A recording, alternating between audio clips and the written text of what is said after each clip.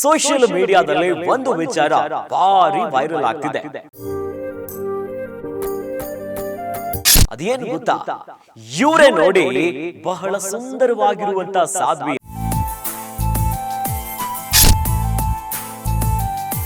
ಇನ್ನು ಅನೇಕರು ನಮ್ಮ ಹೃದಯಕ್ಕೆ ಬೆಂಕಿಯನ್ನ ಹಚ್ಚಿಬಿಟ್ಟಿದ್ದಾರೆ.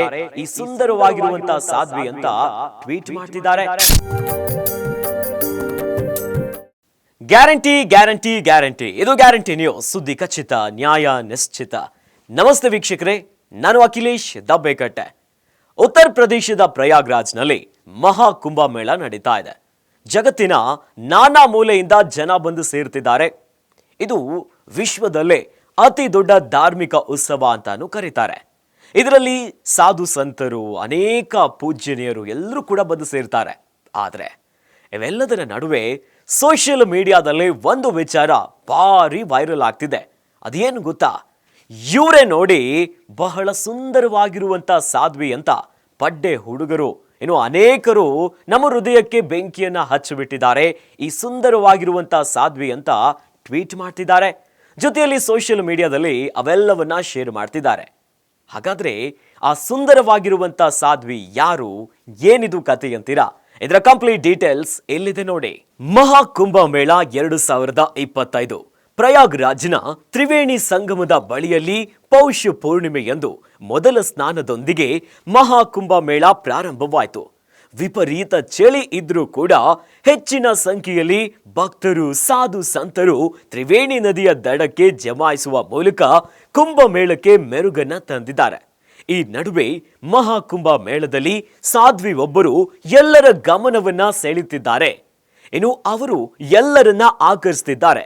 ನೋಡಲು ಸುಂದರವಾಗಿರುವ ಇವರು ಮಹಾಕುಂಭ ಮೇಳದಲ್ಲಿ ಅತ್ಯಂತ ಸುಂದರ ಸಾಧ್ವಿ ಅಂತ ಕರೆಸಿಕೊಳ್ಳುತ್ತಿದ್ದಾರೆ. ಹೌದು, ಜನರು ಅವರನ್ನ ಮಹಾಕುಂಭ ಮೇಳದ ಅತ್ಯಂತ ಸುಂದರ ಸಾಧ್ವಿ ಅಂತ ಕರೆಯುತ್ತಿದ್ದಾರೆ. ಅವರ ಚಿತ್ರಗಳು ಮತ್ತು ವಿಡಿಯೋಗಳು ಸೋಷಿಯಲ್ ಮೀಡಿಯಾದಲ್ಲಿ ಈಗ ಭಾರಿ ವೈರಲ್ ಆಗ್ತಿದೆ. ಹಾಗಾಗಿ ಜನರು ಕೂಡ ಈ ಸಾಧ್ವಿ ಯಾರು ಅನ್ನೋದನ್ನ ತಿಳಿದುಕೊಳ್ಳಲು ಸಾಮಾಜಿಕ ಮಾಧ್ಯಮದಲ್ಲಿ ಹುಡುಕಾಡ್ತಿದ್ದಾರೆ. ಅಷ್ಟಕ್ಕೂ ಅದು ಯಾರು ಗೊತ್ತಾ? ಆಚಾರ್ಯ ಮಹಾಮಂಡಲೇಶ್ವರ ಸ್ವಾಮಿ ಕೈಲಾಶ ನಂದಗಿರಿಜಿ ಮಹಾರಾಜ್ ಅವರ ಶಿಷ್ಯೆಯಾಗಿರುವ ಈ ಸಾಧ್ವಿಯ ಹೆಸರು ಹರ್ಷ ರಿಚಾರ್ಯ.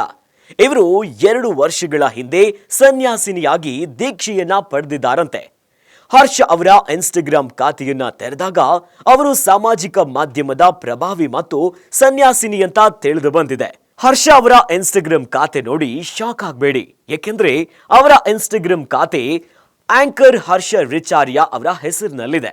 ವಾಸ್ತವವಾಗಿ ಹರ್ಷ ಸನ್ಯಾಸಿಯಾಗುವ ಮೊದಲು ಮಾಡೆಲ್ ಹಾಗೂ ಸೆಲೆಬ್ರಿಟಿ ಆಂಕರ್ ಕೂಡ ಆಗಿದ್ರು. ಆಂಕರ್ ಮಾಡೆಲ್ ಜೊತೆಯಲ್ಲಿ ಹರ್ಷ ಅವರು ಈ ಮೊದಲು ಮೇಕಪ್ ಕಲಾವಿದೆ, ಇನ್ನು ಯೋಗವನ್ನ ಕೂಡ ಟ್ರೈನಿಂಗ್ ಅನ್ನ ಕೊಡ್ತಿದ್ರಂತೆ. ಸದ್ಯ ಈಗ ಪ್ರಶ್ನೆ ಮೂಡ್ತಾ ಇರೋದು, ಇಷ್ಟು ಬ್ಯೂಟಿಫುಲ್ ಲೈಫ್ ಅನ್ನ ಹೊಂದಿದ್ದು ಲೈಫ್ ಅಲ್ಲಿ ಬ್ಯುಸಿ ಆಗಿದ್ರು ಕೂಡ ಸನ್ಯಾಸಿನಿ ದೀಕ್ಷೆಯನ್ನ ಪಡೆದಿರುವುದಕ್ಕೆ ಏನು ಕಾರಣ ಅಂತ. ಇದಕ್ಕೆ ಕಾರಣ ಏನ್ ಗೊತ್ತಾ? ಪ್ರಸ್ತುತ ನಡೆಯುತ್ತಿರುವಂತಹ ಮಹಾಕುಂಭ ಮೇಳದಲ್ಲಿ ಹರ್ಷ ಅವರ ವಿಡಿಯೋ ಸೋಷಿಯಲ್ ಮೀಡಿಯಾದಲ್ಲಿ ವೈರಲ್ ಆಗ್ತಿದೆ. ಅದರಲ್ಲಿ ಅವರು ಮಾನಸಿಕ ಶಾಂತಿಗಾಗಿ ಸನ್ಯಾಸಿನಿಯಾಗಲು ನಿರ್ಧರಿಸಿದ್ದೇನೆ ಅಂತ ಸ್ವತಃ ಅವರೇ ಹೇಳಿದ್ದಾರೆ. ಜೊತೆಯಲ್ಲಿ ತಮಗೆ 30 ವರ್ಷ ಅಂತ ಅವರೇ ಹೇಳ್ಕೊಂಡಿದ್ದಾರೆ. ಇನ್ನು ವಿಡಿಯೋದಲ್ಲಿ ನೀವು ಎಲ್ಲಿಂದ ಬಂದಿದ್ದೀರಿ ಅಂತ ಕೇಳಿದ್ದಾರೆ. ಆಗ ಸಾಧ್ವಿ ಹರ್ಷ, ನಾನು ಉತ್ತರಾಖಂಡದವರು ಮತ್ತು ಆಚಾರ್ಯ ಮಹಾಮಂಡಲೇಶ್ವರಜಿ ಅವರ ಶಿಷ್ಯ ಅಂತ ಉತ್ತರಿಸಿದ್ದಾರೆ. ಆಗ ಆಕೆಗೆ ನೀನು ತುಂಬಾ ಸುಂದರವಾಗಿದ್ದೆ ಅಂತ ಕೇಳಿದಾಗ ನನಗೆ ಸನ್ಯಾಸಿ ಜೀವನ ಬಿಡುವ ಯೋಚನೆಯೇ ಇಲ್ಲ ಅಂತ ಉತ್ತರಿಸಿದ್ದಾರೆ. ಇನ್ನು ಸಾಧ್ವಿ ಜೀವನವನ್ನ ಬಿಡುವ ಯೋಚನೆ ಇದೆಯಾ ಅಂತ ಕೇಳಿದಾಗ ನಾನು ಮಾಡಬೇಕಾಗಿರೋದನ್ನೆಲ್ಲ ಮಾಡಿದ್ದೇನೆ, ಇನ್ನು ಸಾಧ್ವಿ ಆಗಿದ್ದೇನೆ ಅನ್ನೋದಾಗಿ ಉತ್ತರವನ್ನ ಕೊಟ್ಟಿದ್ದಾರೆ. ಹರ್ಷ ಕೇವಲ ಮಾನಸಿಕ ಶಾಂತಿಗಾಗಿ ಸನ್ಯಾಸಿನಿ ದೀಕ್ಷೆಯನ್ನ ಪಡೆದಿದ್ದೇನೆ ಅನ್ನೋದು ಸ್ವತಃ ಅವರ ಮಾತಿನಲ್ಲೇ ಸ್ಪಷ್ಟವಾಗಿದೆ. ಹರ್ಷ ಅವರ ಇನ್ಸ್ಟಾಗ್ರಾಮ್ನಲ್ಲಿ ಅವರ ಹಲವು ಹಳೆಯ ವಿಡಿಯೋಗಳು ಈಗ ಸೋಷಿಯಲ್ ಮೀಡಿಯಾದಲ್ಲಿ ಭಾರಿ ವೈರಲ್ ಆಗ್ತಿದೆ. ನೋಡಿದ್ರಲ್ಲ ವೀಕ್ಷಕರೇ, ಇವರೇ ನೋಡಿ ಸುಂದರ ಸಾಧ್ವಿ ಅಂತ ಸದ್ಯ ಸೋಷಿಯಲ್ ಮೀಡಿಯಾದಲ್ಲಿ ವೈರಲ್ ಆಗ್ತಿದ್ದಾರೆ. ಇನ್ನು ಬೋತ್ ಪಾಸಿಟಿವ್ ಮತ್ತು ನೆಗೆಟಿವ್ ಎರಡೂ ಕಮೆಂಟ್ಸ್ಗಳು ಬರ್ತಿದೆ. ಒಂದಿಷ್ಟು ಜನ ಅಬ್ಬಾ ಒಳ್ಳೇದಿದು ಅಂತ ಶ್ಲಾಘಿಸ್ತಿದ್ದಾರೆ.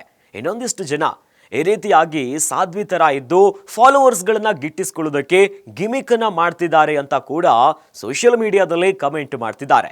ಒಟ್ಟಲ್ಲಿ ಎಲ್ಲರ ಬಾಯಲ್ಲೂ ಕೂಡ ಈಗ ಈ ಸುಂದರ ಸಾಧ್ವಿಯ ಮಾತುಗಳು ಕೇಳಿ ಬರ್ತಿದೆ. ಇನ್ನಷ್ಟು ಸುದ್ದಿಗಳಿಗಾಗಿ ನೋಡ್ತಾ ಇರಿ ಗ್ಯಾರಂಟಿ ನ್ಯೂಸ್. ಗ್ಯಾರಂಟಿ ನ್ಯೂಸ್, ಸುದ್ದಿ ಖಚಿತ, ನ್ಯಾಯ ನಿಶ್ಚಿತ.